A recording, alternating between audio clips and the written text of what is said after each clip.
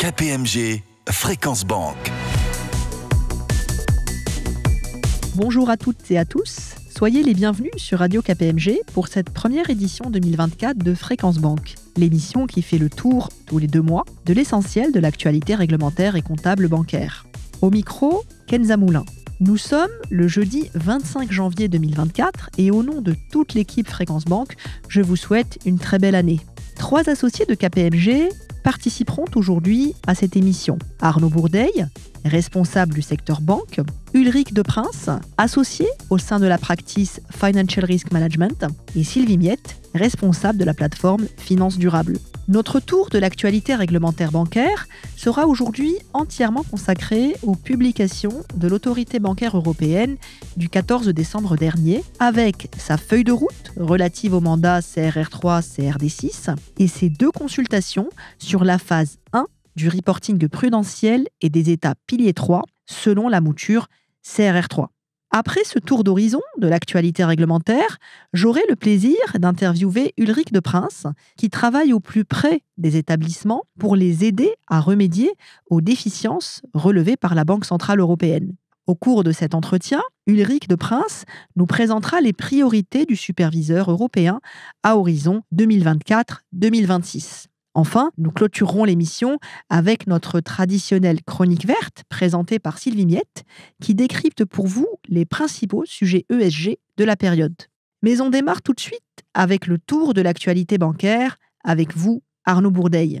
Bonjour Arnaud. Bonjour Kenza, bonjour à toutes et à tous. KPMG Fréquence Banque. Commençons Arnaud ce tour d'horizon de l'actualité réglementaire avec la publication par le BA, le 14 décembre dernier, de sa feuille de route dans laquelle elle détaille l'ensemble des mandats qui lui sont confiés dans le cadre de la finalisation de Bâle III. Cette feuille de route était, on le sait, très attendue par les banques. Oui, la feuille de route publiée par l'Autorité bancaire européenne vise à renforcer le cadre prudentiel et à garantir des conditions de concurrence équitables à l'échelle internationale. Le BA entend communiquer sur son programme de travail pour remplir les différents mandats qui lui sont confiés et préciser son approche afin de finaliser les plus importants d'entre eux avant la date d'entrée en vigueur de la nouvelle réglementation au 1er janvier 2025. Cette feuille de route qui s'appuie sur le compromis validé par l'Europe le 6 décembre dernier et qui devrait être publié au journal officiel de l'UE au cours du premier semestre 2024, intègre près de 140 mandats confiés à l'Autorité bancaire européenne, couvrant un large éventail de thématiques. Outre les mandats sur l'élaboration de normes techniques connues sous les 12 acronymes d'ITS et de RTS et portant sur les déclarations prudentielles et les États piliers 3, le paquet bancaire CRR3-CRD6 confie également d'autres sujets à l'EBA. Absolument. L'Autorité bancaire européenne a du pain sur la planche avec tous les sujets qu'elle doit traiter et notamment, pour ne citer que les principaux, l'élaboration d'un régime concernant les succursales de pays tiers, l'accompagnement de la transition écologique en intégrant de nouvelles règles imposant aux banques d'identifier, de communiquer et de gérer systématiquement tous les risques ESG, ou bien encore le renforcement de la discipline de marché avec la mise en place d'une plateforme de données regroupant les données piliers 3, permettant aux parties prenantes d'accéder directement et facilement aux informations publiées par les banques dans leur pilier 3.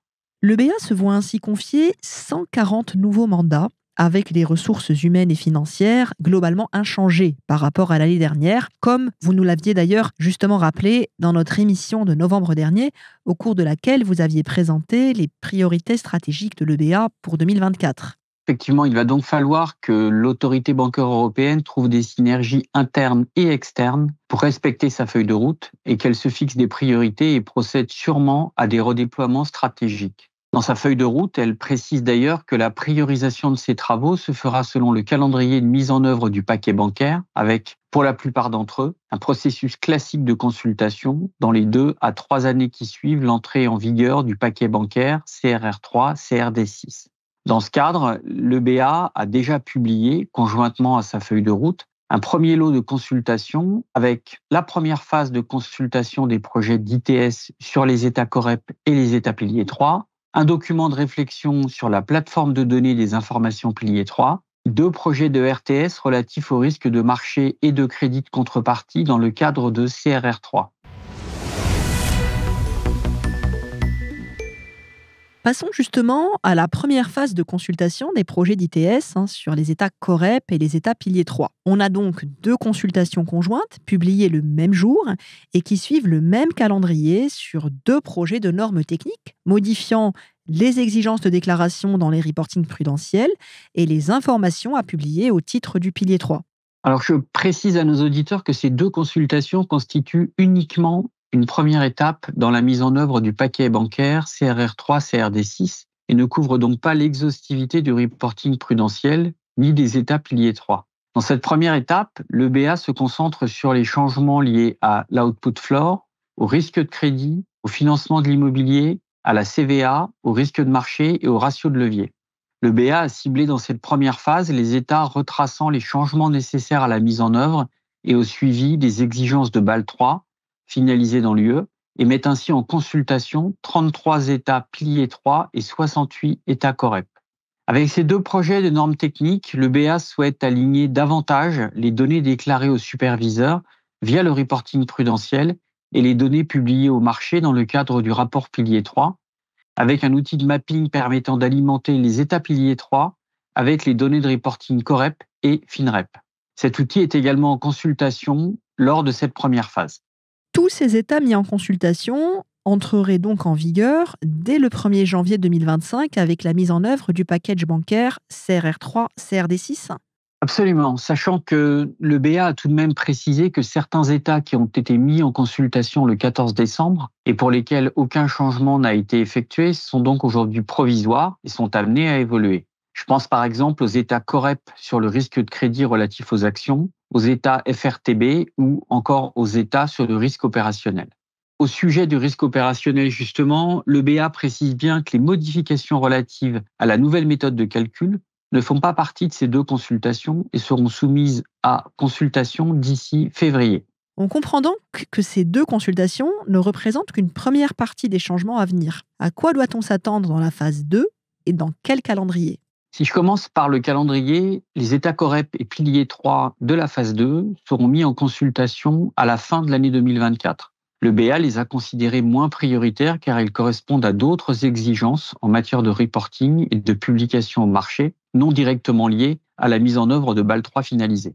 Sur le fond, le BA a annoncé que les États pilier 3 allaient intégrer de nouvelles exigences de publication, notamment sur le shadow banking et les cryptoactifs, et également que les banques devaient s'attendre à une extension des exigences de publication sur les expositions non performantes, sur les expositions renégociées et sur les risques ESG à tous les établissements, quelle que soit leur taille, avec néanmoins le maintien du principe de proportionnalité. Et concernant les reportings prudentiels, est-ce que des changements sont annoncés, Arnaud ? Le BA a annoncé qu'elle intégrerait d'autres changements dans la phase 2 de consultation afin de disposer d'un cadre de reporting prudentiel pertinent pour les superviseurs. Il y aura notamment des changements portant sur la possibilité d'introduire des données plus granulaires pour le risque de crédit, sur l'examen des modèles de reporting de liquidité et potentiellement des reportings prudentiels avec des données ESG. Nous aurons donc l'occasion d'en reparler sur ces ondes. En attendant, les 2 consultations en cours sont ouvertes jusqu'au 14 mars 2024 et les banques françaises feront une réponse commune via l'AFBF. Les banques européennes ont fait face aux chocs macro-financiers et géopolitiques des 4 dernières années et ont su relever les défis de la pandémie de Covid-19 et les perturbations des chaînes d'approvisionnement qui en ont résulté, puis la guerre en Ukraine et la crise énergétique subséquente. En 2023, la défaillance de plusieurs banques américaines et le rachat de Crédit Suisse par UBS ont souligné, une fois de plus, la nécessité pour les banques de disposer d'une gouvernance solide et d'un contrôle efficace de leurs risques. Ces défaillances bancaires ont également rappelé l'importance d'une réaction rapide et appropriée des autorités de surveillance avec, le cas échéant, l'intensification des mesures prudentielles. Par ailleurs, si la rentabilité des banques a jusqu'ici bénéficié de la hausse des taux d'intérêt, l'environnement de plus haut niveau des taux devrait accroître à la fois la volatilité et les coûts de financement au moment même où les opérations de TLTRO s'achèvent. La qualité des actifs des établissements pourrait également se détériorer à nouveau si les risques géopolitiques se concrétisent et ou si la forte inflation devait compromettre les capacités de remboursement de leurs clients. C'est dans ce contexte incertain que la Banque centrale européenne, en étroite collaboration avec les autorités nationales compétentes, a publié le 19 décembre dernier ses priorités stratégiques pour la période 2024-2026. Les 3 priorités définies visent à assurer que les banques renforcent leur résilience face aux chocs macroéconomiques et géopolitiques immédiats, accélèrent la correction des insuffisances en matière de gouvernance et de gestion des risques liés au climat et à l'environnement, et enfin, poursuivent leurs progrès en vue de la transformation numérique et de l'élaboration de cadres solides de résilience opérationnelle. Pour nous éclairer sur ces priorités 2024-2026, j'ai le plaisir d'accueillir au micro de cette émission, aujourd'hui, Ulrich Le Prince, associé de notre pratique Financial Risk Management, qui travaille au plus près des établissements pour les aider à remédier aux déficiences relevées par la Banque centrale européenne. Bonjour Ulrich. Bonjour Kenza, bonjour à toutes, bonjour à tous. La première priorité de la BCE consiste à renforcer la résilience des banques face aux chocs macroéconomiques et géopolitiques immédiats. C'est une priorité qui figurait déjà dans le programme de travail 2023 de la BCE. Oui, en effet, mais l'environnement macrofinancier incertain, associé à des pressions géopolitiques persistantes et au risque de nouveaux épisodes de tensions financières, continue de déterminer les perspectives du secteur bancaire en Europe. La BCE maintient donc cette priorité pour les 3 années à venir. Et c'est dans ce cadre que la BCE a identifié 2 vulnérabilités prioritaires, à savoir 1. Les insuffisances dans le cadre de la gestion du risque de crédit, y compris le risque de crédit de contrepartie, et 2. Les insuffisances dans la gestion ALM. Et elle a donc établi un programme de travail pour y remédier avec des examens ciblés, des campagnes d'inspection et un suivi des actions à mettre en place par les banques identifiées déjà en 2023. Focalisons-nous d'abord sur la première vulnérabilité, le risque de crédit. Je comprends que la BCE souhaite que les banques corrigent les déficiences relevées et soient en mesure de détecter et de limiter rapidement toute augmentation des risques dans les portefeuilles les plus sensibles à l'environnement macrofinancier actuel. Oui, c'est depuis plusieurs années que la BCE s'efforce de pousser les banques à remédier aux déficiences structurelles dans la gestion du risque de crédit. Si les banques ont réalisé des progrès dans ce domaine, des insuffisances continuent quand même à persister. On peut noter par exemple la capacité limitée des banques à anticiper les risques émergents, y compris les risques liés au climat et à l'environnement, et à en tenir compte de manière adéquate dans leurs provisions pour risque de crédit. Leur manque de préparation face à une hausse potentielle des débiteurs en difficulté et du risque de refinancement, et leur tendance à la surévaluation des garanties dans le portefeuille d'immobilier commercial. Donc, les conclusions de ces examens ont d'ailleurs été utilisées pour établir les résultats du SREP 2023. Des mesures individuelles ont été communiquées aux banques et la BCE suivra attentivement la mise en œuvre de ces mesures correctives. Et concernant le risque de crédit de contrepartie ? Alors, l'examen ciblé mené déjà en 2022 et les inspections sur place qui ont suivi ont révélé des insuffisances importantes concernant la définition de l'appétence pour le risque, les processus de gestion des défauts ou encore les cadres relatifs au stress test. Donc, les établissements de crédit ont certes réalisé des projets dans la résolution des problèmes détectés, mais ils doivent fournir des efforts supplémentaires pour respecter au plus près le rapport publié en octobre 2023, les pratiques saines en matière de gouvernance et de gestion du risque de crédit de contrepartie. Donc, en résumé, Ulrich, les activités prudentielles de 2023, qui visaient à améliorer la gestion du risque de crédit et du risque de crédit de contrepartie, seront largement reconduites en 2024. Oui, tout à fait. Même si un recentrage de ces activités devra être opéré en fonction de l'évolution de l'environnement économique. Et bien sûr, les lacunes restantes énoncées dans les CEO Letters de 2020 continueront à faire l'objet d'un suivi dans le cadre des examens des pratiques relatives à la renégociation, la forbearance, à la probabilité absence de paiement, unlikely to pay, et à la constitution des provisions. Et concernant justement ce dernier point, l'examen ciblé de la norme IFRS 9 et des overlays sera renouvelé pour suivre les progrès réalisés par les banques. Il va y avoir également des examens ciblés, et le cas échéant, des inspections sur place et des enquêtes sur les modèles internes qui seront menés sur les portefeuilles les plus sensibles. Je pense ici notamment à l'immobilier, à la fois résidentiel et commercial, mais aussi aux prêts accordés aux PME par exemple. Et selon la composition de leur portefeuille et de leur risque de crédit, les banques peuvent aussi s'attendre à des inspections sur site ciblées pour les secteurs identifiés comme vulnérables ou à plus haut risque dans le contexte actuel quand même. Quid du deuxième risque important de la première priorité portant sur les insuffisances dans la gestion ALM ? Ce qu'il faut prendre en considération, c'est que l'environnement de taux d'intérêt dans lequel opèrent les banques actuellement a fondamentalement changé dans ces 2 dernières années. Donc, si il est vrai que les taux d'intérêt plus élevés soutiennent globalement la rentabilité des établissements de crédit, ils peuvent également entraîner une hausse des coûts de financement et poser des problèmes de liquidité, par exemple, pour les banques. Et plus généralement, pour leur gouvernance, leur stratégie et leur cadre en matière de ALM. Donc, la BCE, pour cette raison, souhaite que les banques s'attachent à mettre en œuvre une gouvernance et des stratégies solides et prudentes en matière de ALM, qui reflètent une surveillance attentive de la part de leurs organes de direction et la prise en compte adéquate des risques qui découlent de la politique monétaire actuelle et de l'évolution rapide de l'environnement économique. Donc, les banques doivent élaborer des plans de financement robustes et crédibles pour disposer de structures de financement diversifiées et de plans d'urgence efficaces qui leur permettront de faire face à des chocs de liquidité à court terme. La BCE souhaite également que les banques assurent une gestion adéquate de leur position sur le risque de taux d'intérêt, qui tiennent compte d'hypothèses prudentes concernant le comportement de leurs clients et qu'elles élaborent en conséquence des stratégies d'atténuation adaptées à leur profil de risque spécifique. On le voit, la BCE insiste fortement sur la nécessité pour les banques de mettre en œuvre des dispositifs solides d'ALM. Oui, d'ailleurs, c'est dans ce cadre que la BCE va réaliser en 2024 des activités ciblées pour examiner la gouvernance et les stratégies des banques en matière d'ALM. Elle va également évaluer la résilience des banques face à des chocs de liquidité à court terme, ainsi que la crédibilité et la solidité des plans d'urgence en matière de liquidité. La BCE a aussi énoncé qu'elle poursuivra les efforts entrepris les années précédentes en continuant d'examiner la manière dont les banques gèrent l'IRRBB, donc Interest Rate Risk in the Banking Book, ainsi que la solidité et la fiabilité des plans de financement mis en place. La deuxième priorité de la BCE est d'accélérer le traitement des insuffisances en matière de gouvernance et de gestion des risques liés au climat et à l'environnement.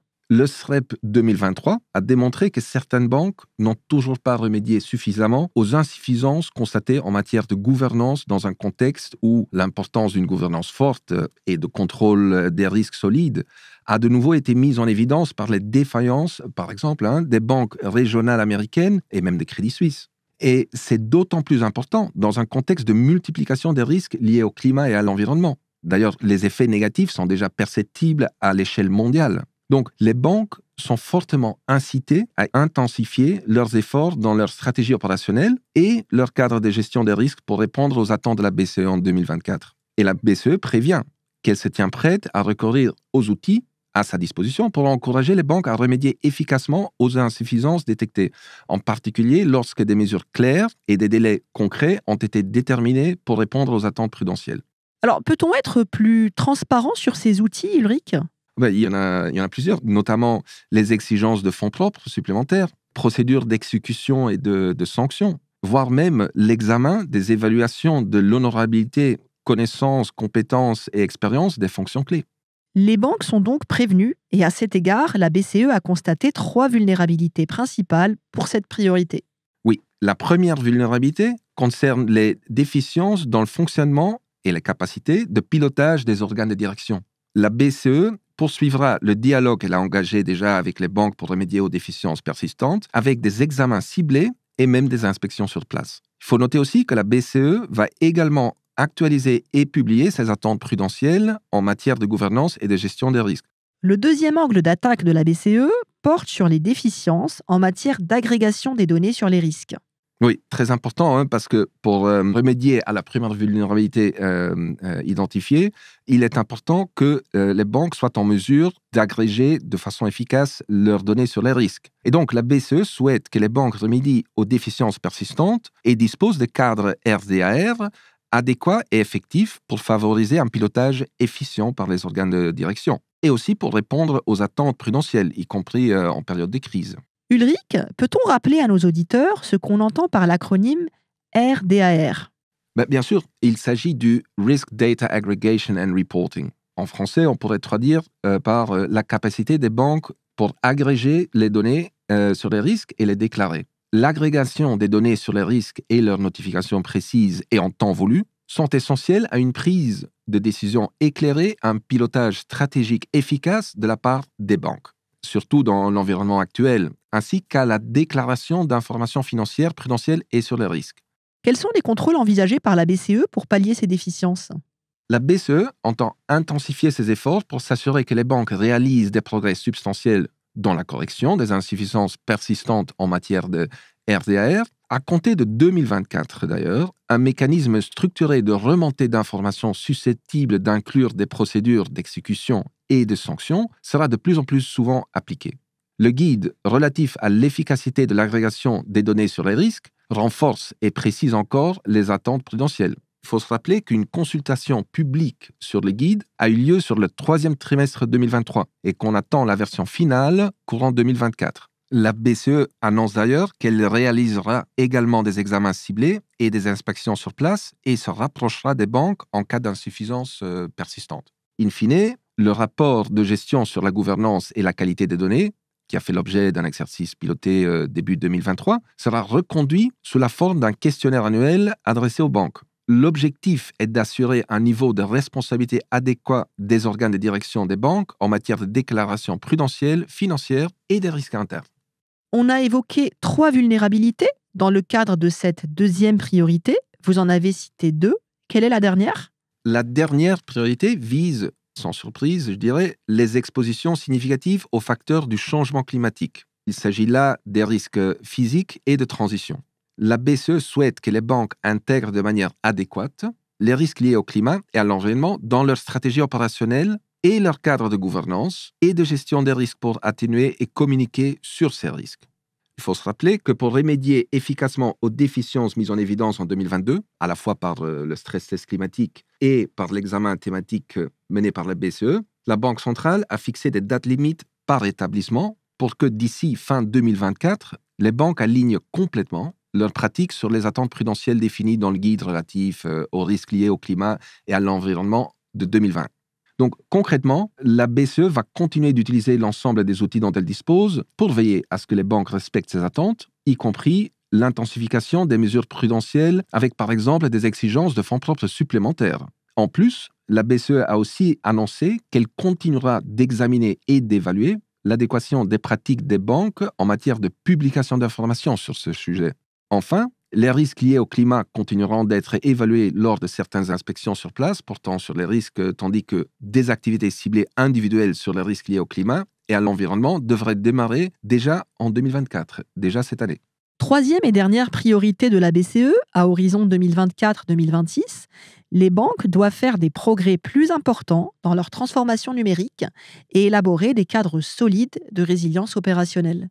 Oui, tout à fait. Parce que parvenir à la résilience opérationnelle devrait contribuer à la viabilité des modèles d'activité des banques, des business models des banques, à moyen terme et permettre notamment celles-ci de tirer profit des technologies innovantes. La BCE a constaté 2 vulnérabilités principales pour cette dernière priorité, Kenza. La première porte sur les déficiences dans les stratégies de transformation numérique. En 2023, la BCE a mené une évaluation horizontale sur la transformation numérique et l'utilisation des fintech. Et les résultats de cette analyse ont contribué à qualifier un certain nombre de risques liés à la transformation numérique, notamment les risques stratégiques et d'exécution, le risque de cybersecurity, le risque de dépendance vis-à-vis des tiers et les risques de blanchiment de capitaux et de fraude. Les résultats des inspections sur place ciblées qui ont complété l'évaluation ou cette évaluation horizontale, ont soulevé des inquiétudes sur l'efficacité du pilotage et de l'exécution stratégique et ont révélé d'ailleurs l'importance de développer les compétences du personnel et aussi des organes de direction. Des déficiences en termes de budgétisation et de planification financière ont également été détectées. Les banques ont beaucoup de mal à contrôler l'incidence financière de leurs initiatives de transformation digitale. En 2024, la BCE continuera de se concentrer sur la transformation numérique, en combinant, comme pour les autres points, examen cible et inspection sur place spécifique. Elle publiera également ses attentes prudentielles concernant la transformation numérique des banques.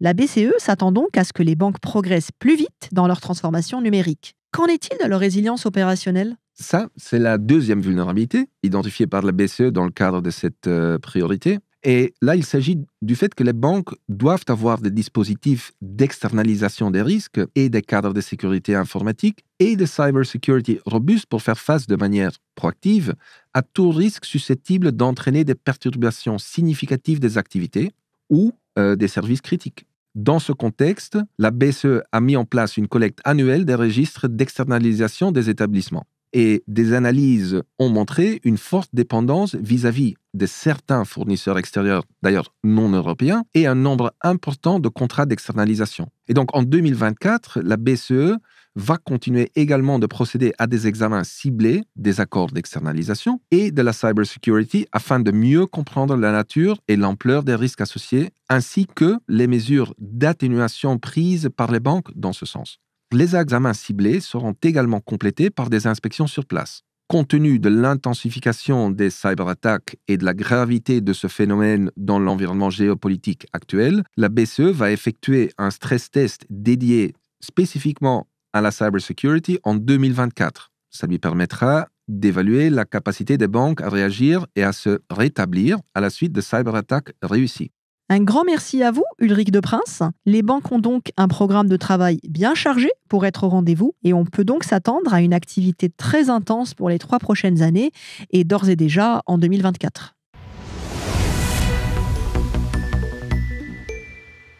Poursuivons cette émission avec la chronique dédiée au sujet ESG de Sylvie Miette. Bonjour Sylvie. Bonjour Kenza, bonjour à toutes et à tous. Aujourd'hui, ma chronique verte sera consacrée au rapport conjoint de la Banque centrale européenne et du Comité européen du risque systémique, publié le 18 décembre dernier et présentant l'impact du changement climatique sur le système financier de l'Union européenne. Selon ce rapport, les banques ont un rôle essentiel à jouer au sein du système financier pour réduire les risques que font peser sur la stabilité financière les émissions de carbone générées par l'économie européenne. Toujours selon ce rapport, les banques prêtent de manière disproportionnée au secteur fortement exposé aux risques climatiques. La part des prêts bancaires accordés au secteur fortement émetteur est supérieure de 75% environ à leur part dans l'économie. En clair, ces activités sont largement financées par les banques. De même, 60 à 80% des prêts hypothécaires accordés dans la zone euro financent des biens immobiliers fortement émetteurs. Le changement climatique est un sujet de plus en plus essentiel, non seulement en raison d'une augmentation déjà visible de la fréquence et de la gravité des aléas climatiques, mais aussi car les plans pour une transition durable deviennent plus concrets en Europe. Toute réévaluation du risque climatique pourrait engendrer de l'instabilité financière. Le rapport plaide en faveur d'une stratégie macroprudentielle solide qui s'appuie sur une approche par les risques à la fois pour les banques et les emprunteurs. Cette approche compléterait les efforts microprudentiels en cours, à savoir les travaux menés par la BCE sur les risques liés au climat et à l'environnement, tout en utilisant des outils prudentiels existants. Je pense ici au coussin de fonds propres aux risques systémiques ou encore à des limites en matière de concentration qui permettraient de lutter de manière ciblée contre le risque climatique pesant sur la stabilité financière. Le rapport examine également en détail comment la dégradation de la biodiversité peut créer des risques supplémentaires pour la stabilité financière. Un examen approfondi des expositions des banques européennes montre que 75% des prêts bancaires concernent des secteurs économiques fortement dépendants d'au moins un service écosystémique avec une dépendance particulière aux services liés aux eaux de surface et souterraines, à la stabilisation de la masse des sols et à la lutte contre l'érosion ainsi qu'à la protection contre les inondations et les tempêtes. Je précise que ce rapport est le 4e du genre dans lequel la BCE et le Comité européen du risque systémique alertent sur l'impact du risque climatique sur la stabilité financière. Il contribue également à apporter certaines réponses relatives aux attentes de la BCE en matière de gestion des risques liés au climat et à l'environnement. Il tient bien évidemment compte des conclusions du dernier stress test climatique réalisé en 2022 par la BCE. Je vous encourage vivement à parcourir ce rapport sans modération.